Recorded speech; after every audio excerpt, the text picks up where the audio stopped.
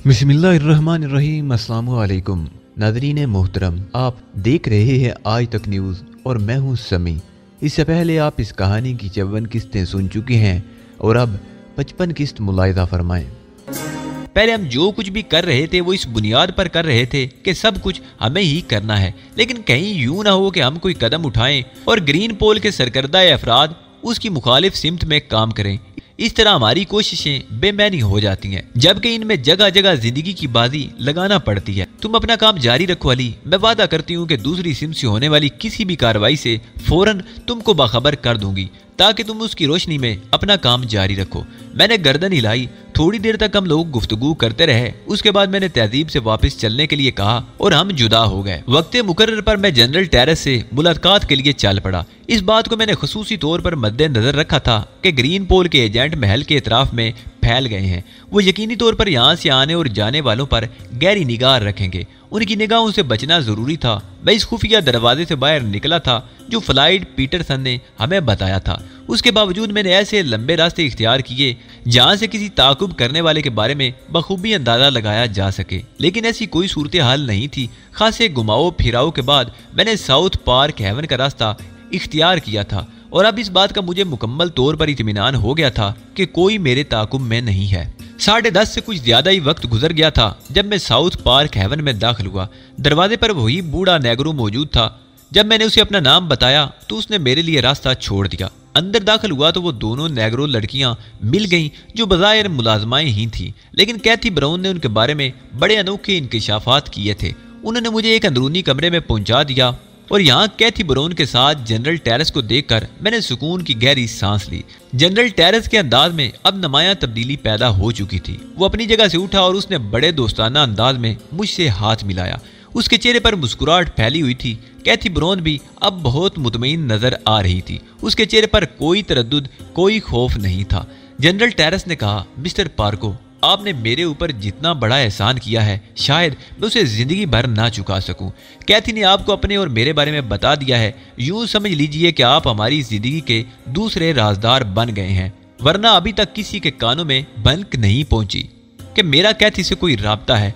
काम की बातें तो होती ही रहेंगी मिस्टर पार्को, कुछ जाती बातें भी हो जाएं। आपको शायद इस बात के बारे में गुमान भी नहीं होगा कि मैं और कैथी बचपन ही से एक दूसरे को चाहते हैं, लेकिन हमारे दरमियान एक फर्क नुमायां रहा है। हर जगह के कुछ अजीब से मामलात होते हैं। गोटे हिल की रवायात में भी कुछ इस किस्म की चीज़ें शामिल हैं जो दो मोहब्बत करने वालों के लिए बड़ी ही तकलीफ दे होती हैं। मैं इनकी तफसीलात में नहीं जाऊँगा, बस यूँ समझ लीजिए कि जो कुछ हम कर रहे हैं उसके बगैर हमारा यकजा होना भी मुश्किल था।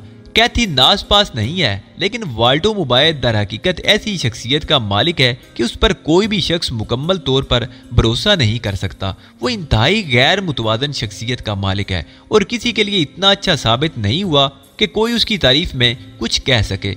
आप उसके लिए कुछ भी कर लीजिए, वो दौलत के अंबार आपके सामने रख देगा, लेकिन उसका खुलूस आपको नहीं मिल सकेगा। मैं भी मिस्टर पार्को वाल्टो मुबाय का बहुत हमदर्द और सच्चा दोस्त था, इसलिए कि मेरा खानदान हमेशा से उसकी खिदमत करता चला आया है। मैंने जनरल का ओहदा किसी रियायत के तहत हासिल नहीं किया, बल्कि अपने आप को इसका अहल साबित करके किया था, वरना वाल्टो मुबाय इस सिलसिले में कोई रियायत ना करता। बहरतौर मुख्तसर ये कि कैथी को हासिल करने के लिए ये मंसूबा करना भी जरूरी था और हम दोनों ने इस सिलसिले में मंसूबा बंदी की है। हालात बड़ा संगीन रुख इख्तियार कर गए थे। अव्वल तो अमरीकियों की मुदाखलत हमारे लिए इंतहाई तकलीफ दे थी और फिर ग्रीन पोल को भी इसमें शामिल कर लिया गया। मुझे कैथी ने बताया कि आपका बराह रास्त ताल्लुक ग्रीन पोल से नहीं था, बल्कि जिस तरह आपने कहा था कि आपकी शख्सियत दूसरी ही थी। लेकिन मैं आपको ग्रीन पोल के बारे में बता दूं, इंतहाई खतरनाक इदारा है और इसके अरकान दुनिया के बहुत से ममालिक में खौफनाक कार्रवाइयाँ कर चुके हैं। हमने माफिया से ताल्लुक कायम किया था, लेकिन माफिया का मकामी सरबराह इतना मौसर आदमी नहीं। वो अभी तक इस सिलसिले में हमारे लिए कोई ऐसा काम नहीं कर सका जिसे हम इत्मीनान बख्श करार दे सकें। चुनाचे उसकी तरफ से हम बददिल ही हो गए थे। तो ये थी हमारी जिंदगी की तफसील मिस्टर पार्को, और उसके बाद एक बार फिर हम आपके बारे में तफसीलात जानना पसंद करेंगे। मेरे ख्याल में सिर्फ इतना ही कह देना काफी है मेरे लिए कि मैं तंजीम आज़ादी फ़लस्तीन का आदमी हूँ और तंजीम के मकासद के लिए काम कर रहा था कि ग्रीन पोल से टकरा गया और ये सोचकर उस लड़की की इमदाद पर आमादा हो गया कि मुमकिन है यहाँ हमारे मफादात के लिए कोई काम हो सके। मैं आपसे खुलूस दिल से कह रहा हूँ मिस्टर पार्को कि मैं यहाँ इसराइलियों के कदम जमाने का मुखालिफ हूँ। दर हकीकत मैं फलस्तीनी मकासद से मुतासिर हूँ और इस बात का एतराफ़ करता हूँ कि बराह रास्त मैंने इस सिलसिले में कुछ नहीं किया, लेकिन जिस तरह वाल्टो मोबाइल यहूदियों के ज़ेरे असर आता जा रहा था मैं उसका दिल से मुखालिफ था। और अगर ये तमाम ख्यालात मेरे जहन में ना होते तो मैं गोटे हिल की अफवाज के जनरल की हैसियत से इस बात की खुल्लम खुल्ला मुखालफत करता, लेकिन हमारा मंसूबा बदल गया। यहीं से हमारी पुरखुलूस मुफाहमत का आगाज होता है। जनरल टेरेस, तंजीम आज़ादी फ़लस्तीन के मकासद के लिए काम करना मेरा ईमान है और मैं चाहता हूं कि आप इस सिलसिले में मेरी मावनत करें। डियर पार्को, जिस तरह के तुमने कहा कि ग्रीन पोल की तमाम कार्रवाइयां तुम्हारे इल्म में आ चुकी हैं और जिस तरह तुमने मिकवाई की हैसियत से कैथी ब्राउन को ग्रीन पोल की गिरफ्त से निकाला है, उससे मैंने ये अंदाजा लगाया है कि एक बैरूनी आदमी होने के बावजूद तुमने ग्रीन पोल की गर्दन में अच्छी तरह पंजे गाड़ दिए हैं। क्या यह मुमकिन नहीं कि तुम इस तरह अपना काम जारी रखो और मेरे मिशन में मेरी मावनत करो? वैसे तुम्हारा इस सिलसिले में क्या ख्याल है? ग्रीन पोल कहां तक ये बात मालूम कर चुकी है कि वाल्टो मोबाइल के दुश्मनों में कौन कौन अफराद शामिल हैं? इस सिलसिले में जनरल टेरेस, आपका नाम सरे फहरिस्त आता है। ग्रीन पोल ने जो मंसूबा मैडम बरोन के सामने वाल्टो मोबाइल के होते हुए पेश किया था उसकी तफसीलात उन्होंने आपको बता दी होंगी और प्लान ये था कि वाल्टो मोबाइल के दुश्मनों को उनका तख्ता उल्टने का पूरा मौका दिया जाए और उसके साथ साथ ही फौरी तौर पर यह कार्रवाई की जाए कि जो ही वाल्टो मोबाइल का तख्ता उलटने के बाद नया हुक्मरान प्रोग्राम का ऐलान करे, फौरी तौर पर जवाबी कार्रवाई कर दी जाए। इस तरह वाल्टो मोबाइल के वो दुश्मन भी सामने आ जाएंगे और उनके खिलाफ कार्रवाई करने में आसानी होगी, जबकि दूसरी शक्ल में फौज के अंदर दुश्मनों को तलाश करना एक मुश्किल काम था। जनरल टेरेस के चेहरे पर एक लम्हे के लिए जर्दी सी छा गई। गालबन इस तफसील ने उसे दहशत ज़दा कर दिया था। चंद लम्हे खामोश बैठा रहा।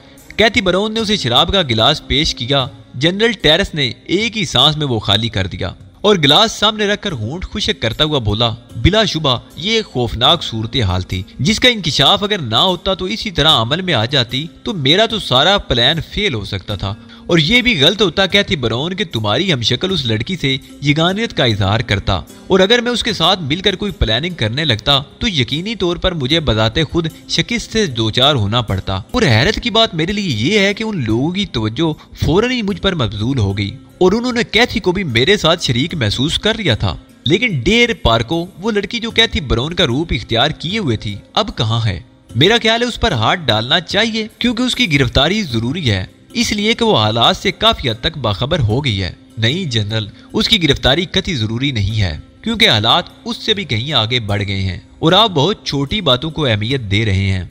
उस लड़की का तस्वर भी आप ज़हन से निकाल दीजिए। क्या आप इस बात पर यकीन करेंगे कि इस वक्त वाल्टो मोबाइल भी असली नहीं? जिस वाल्टो मोबाइल के सामने आप मुअद्दब नजर आ रहे थे और जिसने उस मीटिंग में शिरकत की थी, वो असली वाल्टो मोबाइल नहीं बल्कि ग्रीन पोल का नुमाइंदा है। जनरल टेरेस बेइख्तियार अपनी जगह से उठ खड़ा हुआ। उसका चेहरा अजीब सा हो गया था। वो अहमकाना अंदाज में मुझे घूर रहा था। वो अपनी जगह दोबारा बैठ गया। क्या कह रहे हो तुम पार्को? क्या कह रहे हो? जो कुछ कह रहा हूँ बिल्कुल ठीक कह रहा हूँ जनरल टेरेस। जिस तरह आप उस लड़की पर शुबा नहीं कर सके वो मैडम ब्राउन नहीं है, इसी तरह आपकी निगाह वाल्टो मोबाइल पर भी नहीं पहुंची। मेरे कहने का मकसद ये है कि उन लोगों का जाल मामूली नहीं है। आप बहुत सती अंदाज में सोच रहे हैं। ओह, मैं पागल हो जाऊंगा, शायद मैं पागल हो जाऊंगा। इस ग्रीन पोल ने तो मेरे सारे प्रोग्राम को घसीट कर ही रख दिया है।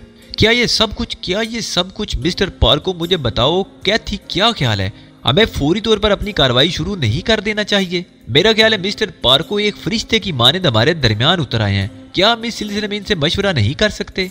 डियर पार्को, इस इंकिशाफ ने तो मुझे हिला कर रख दिया है। वाकई वो वाल्टो मोबाइल नहीं, लेकिन वो शख्स दुनिया का सबसे बड़ा अदाकार करार दिया जा सकता है। कम वक्त की एक जिम्बश वाल्टो मोबाइल से मिलती जुलती है, लेकिन असल मोबाइल कहाँ है? क्या ग्रीन पोल के कब्जे में है? हाँ, वो ग्रीन पोल की तहवील में है। ओह, अगर हम वाल्टो मोबाइल के खिलाफ जिद्दोजहद करते और पहली कोशिश में उसे हलाक करके अपनी हुकूमत का ऐलान कर देते तो उसके बाद दूसरे जनरलों की सरकर्दगी में जवाबी इनकलाब बर्पा होता। अगर हम वाल्टो मोबाइल को हलाक कर देते तो हमारे ज़हनों में यही ख्याल होता कि जवाबी इनकलाब नाकाम करार दिया जाएगा क्योंकि वाल्टो मोबाइल इस दुनिया में मौजूद नहीं और कोई दूसरा जनरल उसकी जगह नहीं ले सकता।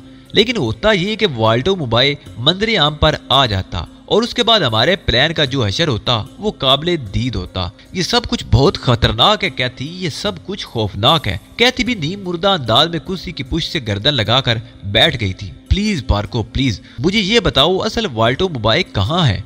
क्या तुम्हें उसकी क़यामगाह का इल्म है? जनरल टेरेस ने पूछा। नहीं जनरल टेरेस, अभी तक मैं उसकी क़यामगाह के बारे में कुछ नहीं जानता, मैंने जवाब दिया। फिर क्या होगा?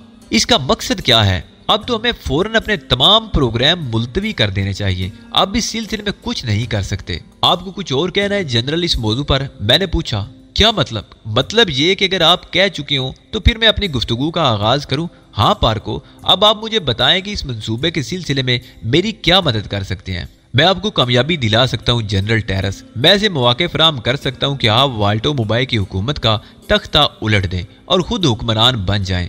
अब तो तकदीर ने मुझे तुम्हारे साथ ला खड़ा किया है। मेरी मदद करो डेर पार्को। बात सिर्फ ये नहीं कि मैं इक़्तिदार चाहता हूँ, बल्कि इस इनकलाब पर मेरी पूरी जिंदगी का इन्हिसार है। मैं अपनी जिंदगी के लिए यही जरूरी समझता हूँ। फिर मौत का रास्ता अपनाने के अलावा मेरे पास कोई और चारा कार नहीं रहेगा। ठीक है जनरल टेरेस, लेकिन इसके जिले में मुझे क्या मिलेगा? मैंने सवाल किया। जनरल टेरेस और कैथी ब्राउन मेरी सूरत देख रहे थे। तब जनरल टेरेस आहिस्ता से बोला, इसका फैसला तुम्हें ही करना है। यूं समझ लो कि दौलत का कोई मसला नहीं।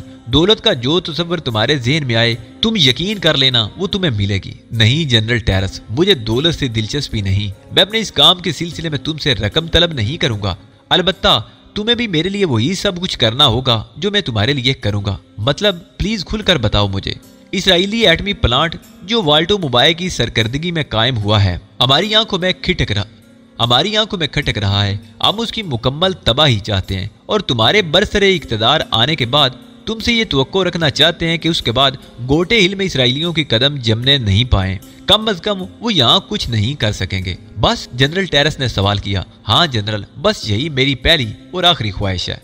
तुम बेशक बड़े आदमी हो पार्कू, मामूली इंसान नहीं हो, लेकिन मैं भी तुम्हें यह बता दूं कि मैं दिल से इसराइलियों का मुखालिफ हूँ। मुझे इसराइल के क़याम से ही इख्तिलाफ है।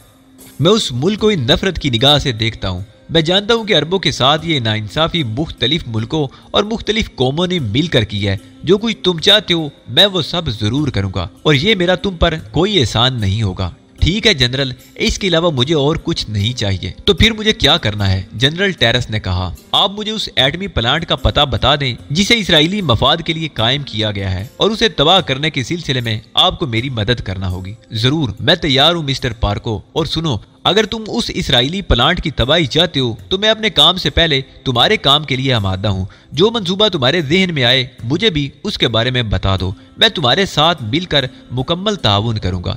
जनरल टेरेस के एक अंदाज से इस बात का इजहार होता था कि जो कुछ उसने कहा है वो हकीकत पर मबनी है। वो मुझसे बहुत ज्यादा मुतासिर हो गया था और इस बात ने मेरे रगो पे में मुसर्रत की लहरें दौड़ा दी थी। बेशक मैं कामयाबी की तरफ तेजी से गामजन था।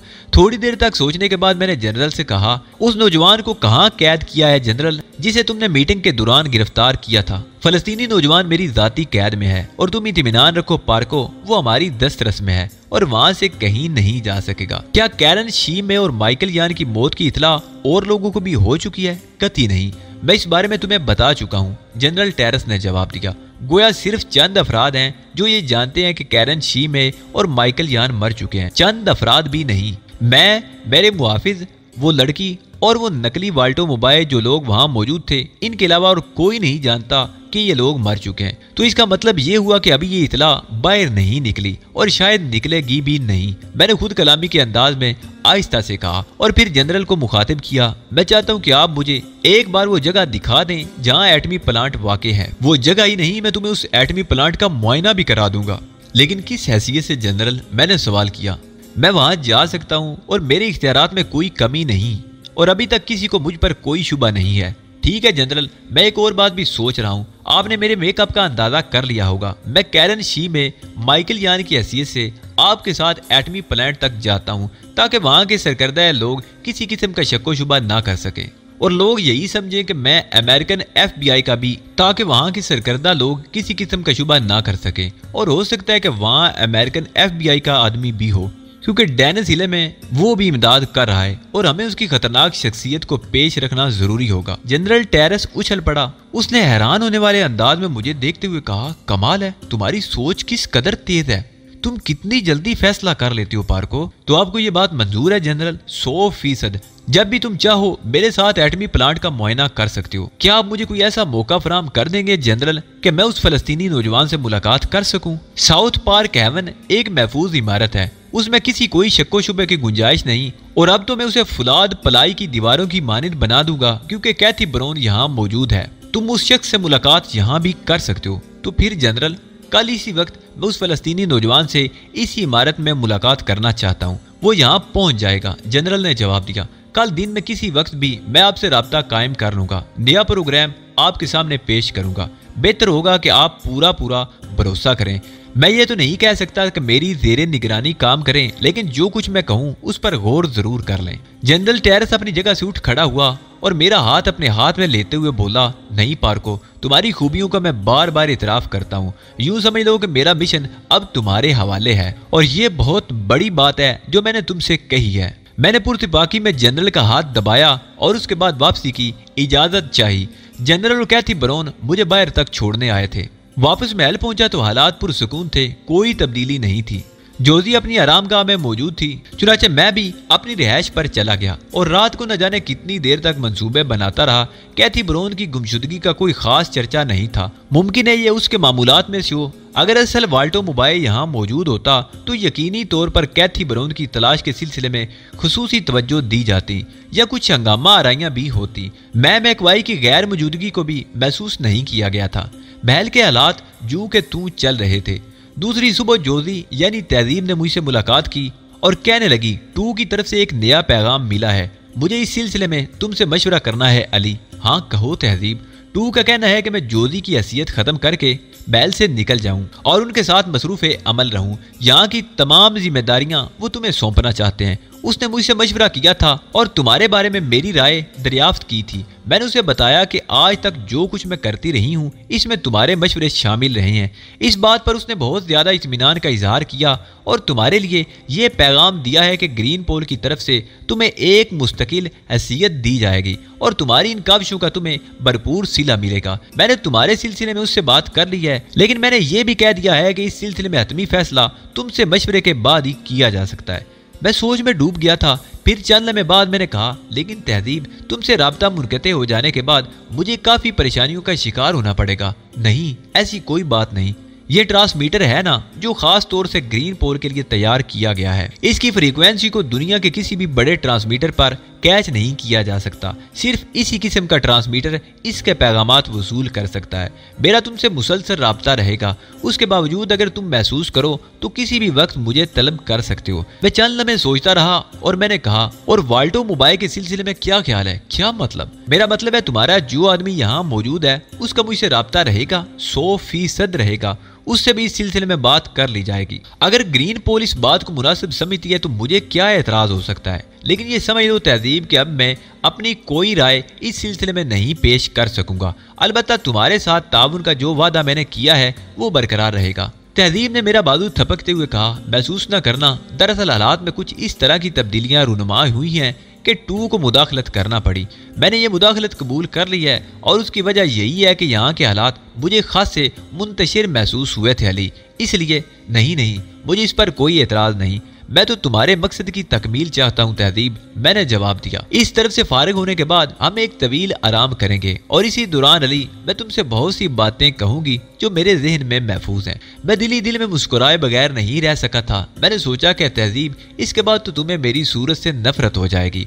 हमारे दरमियान इतनी गहरी दुश्मनी का बीज पड़ जाएगा कि शायद तुम सिर्फ मेरी जान ही लेना पसंद करो। इसका क्या सवाल है कि मैं और तुम कोई ऐसा लम्हा गुजार सकें जो दोस्तों की मानिंद हो। ये तमाम ख्यालात एक लम्हे के लिए मेरे जहन में आए, लेकिन फिर मैंने खुद को पुरसुकून कर लिया।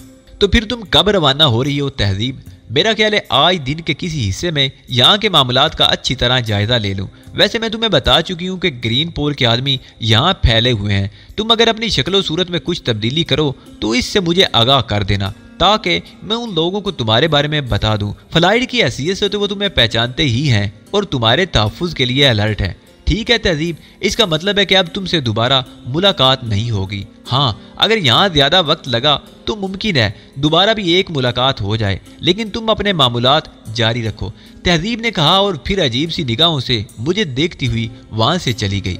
मैं काफी देर तक खड़ा सोचता रहा। तहजीब की कुर्बत से एक गुना गो सरूर सा तारी होता था। मुमकिन था कि अगर हम दोस्तों की मानिंद एक तवील अरसा गुजार लेते तो मेरे दिल में उसके लिए मोहब्बत के जज्बात भी पैदा हो जाते। उन एहसासात की निपलें फूट आती जो जिंदगी को हुसीन गजलों में तब्दील कर देते। मेरी खुश्क और बंजर जिंदगी में तहजीब का तस्वर बहुत हुसीन था, लेकिन हालात ने इसकी इजाजत ही नहीं दी थी और हमारे रुख तब्दील हो गए थे। तहजीब के जाने के बाद बहुत देर तक मैं से ही ख्यालात में डूबा रहा, मगर फिर गर्दन झटक कर इनसे निजात हासिल कर ली।